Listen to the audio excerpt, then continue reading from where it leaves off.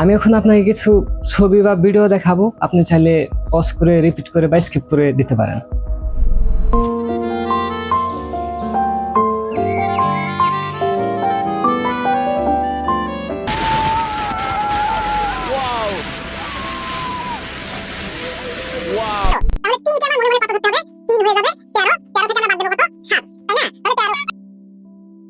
প্রথমটা দেখে হয়তো মনে হয়েছে সুন্দর, হ্যাভি রিল্যাক্স। দ্বিতীয়টা দেখে হয়তো সুইজারল্যান্ড যেতে ইচ্ছে করেছে, আমারও করেছে। আর তৃতীয়টা দেখা মাত্রই আপনি উত্তর খুঁজতে শুরু করে দিয়েছেন।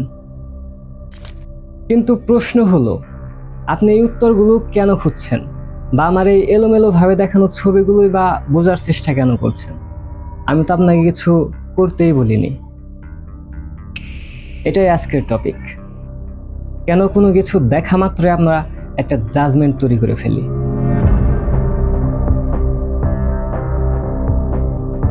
আপনি ফেসবুকে স্ক্রল করছেন, একটা অপরিচিত মেয়ের ছবি আসলো, শাড়ি পরা, সুন্দর। আপনি রেজিস্ট করতে পারলেন না, কমেন্ট করলেন বাহ সুন্দর। আবার স্ক্রল করতে করতে দেখলেন আপনার এক অল্প পরিচিত বন্ধু একটা এনজিওতে চাকরি পেয়েছে। আপনি জানেন সে কতটা স্ট্রাগল করছে এই চাকরিটার জন্য, অথচ আপনি কমেন্ট করলেন এনজিওতে চাকরি নিলি, তোর জীবন তো শেষ রে। কেন?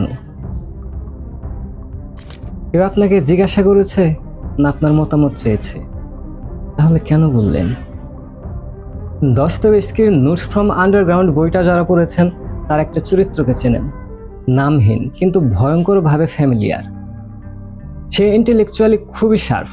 কে কি করলো, কেন করলো, কিভাবে করা উচিত ছিল সব তার জানা। কিন্তু সে ছিল সবচেয়ে একা। এই কারণটা কি বলে মনে হয় আপনার? কারণ যে মানুষটা সারাক্ষণ বাইরের দিকে তাকিয়ে বিচার করে যায়, তার নিজের ভেতরে তাকানোর সময়টাই আর থাকে না। মানে ব্যাপারটা এমন দাঁড়ায়, আপনি যত বেশি রায় দেবেন মনে হবে আপনি তত বেশি নিয়ন্ত্রণে আছেন। আর ঠিক এর উল্টো চিত্রটা আমরা দেখি ইতিহাসের আরেকজন মানুষের জীবনে, যার জীবন থেকে এই শিক্ষাটা এসেছে সবচেয়ে কঠিন উপায়ে। এপিকটেটাস বর্তমান তুরস্কের এক দরিদ্র পরিবারে জন্মগ্রহণ করেন। তরুণ বয়সে তাকে দাস হিসেবে বিক্রি করে দেয়া হয় রোমের এক নিষ্ঠুর মালিকের কাছে, যার নিজের শরীরের উপরও কোনো অধিকার ছিল না। এমনকি নিষ্ঠুর মালিক তার পা ভেঙে দিয়েছিল বলেও কথিত আছে।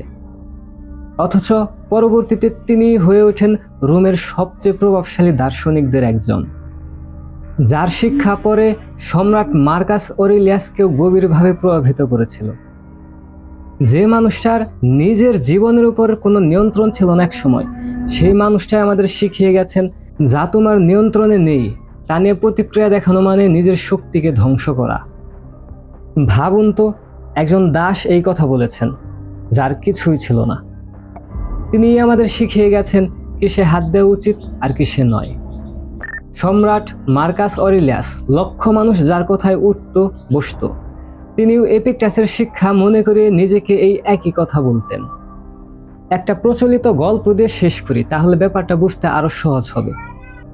একদিন সক্রেটিসের কাছে এক লোক এলো চরম এক্সাইটমেন্ট নিয়ে। বলল, সক্রেটিস, তোমার এক বন্ধু কিনা আমি একটা মারাত্মক কথা শুনেছি, বলবো? সক্রেটিস হাত তুলে বললেন, থামো।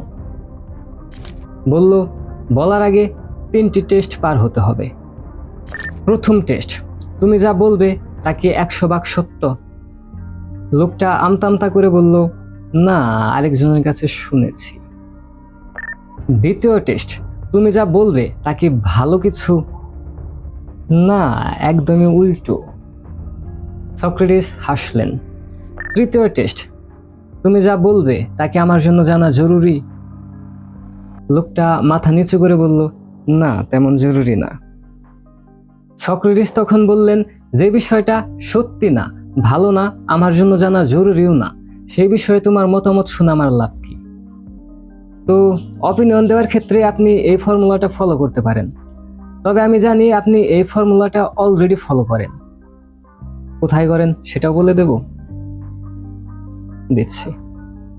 অনলাইনে কারো ছবিতে অপিনিয়ন দিতে আপনার 1 সেকেন্ড লাগে না, কিন্তু যখন রাস্তায় কেউ বিপদে পড়ে, তখন আপনি এই ফর্মুলাটা ফলো করেন, শুধু ফর্মুলা অনুযায়ী কাজ করেন না, আমিও না।